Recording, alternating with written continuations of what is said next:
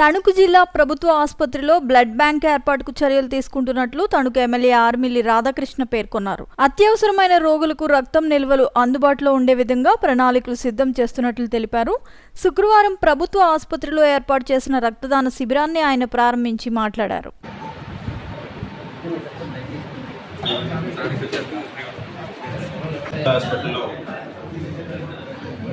Blood bank ఏర్పాటుకి అన్ని కూడా చర్యలు తీసుకోవడం జరిగింది. త్వరలోనే ఇక్కడ బ్లడ్ బ్యాంక్ని ఏర్పాటు చేయడంతో పాటుగా ఇక్కడ అందరికీ కూడా బ్లడ్ కూడా అందుబాటులో ఉండే విధంగా బ్లడ్ స్టోరేజ్ కూడా పెట్టడానికి ప్రయత్నం చేస్తున్నాం.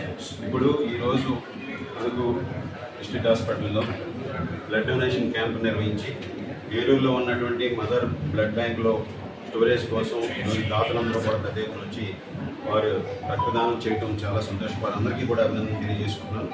ఎందుకంటే ముఖ్యంగా ఈరోజు గర్భిణీ స్త్రీలు ఎవరైతే ఉన్నారో వారికి బ్లడ్ కావాల్సి వచ్చినప్పుడు ఇక్కడ ఏలూరు మదర్ బ్లడ్ బ్యాంక్ నుంచి తీసుకురావడం జరుగుతుంది కనుక వారికి అక్కడ దానికి సఫిషియంట్ బ్లడ్ ఉండే విధంగా ఈరోజు ఇక్కడ ఈ బ్లడ్ బ్యాంక్ బ్లడ్ క్యాంప్ని నిర్వహించి దాతల సహాయాన్ని తీసుకోవడం జరిగింది. ఈరోజు చాలామంది యువత అంతా కూడా వచ్చి రక్తదానాన్ని చేసి ఎంతోమందికి తల్లులకి వారు అండగా నిలబడటం చాలా సంతోషం అభినందనీయమని సందర్భంగా తెలియజేసుకుంటున్నాను.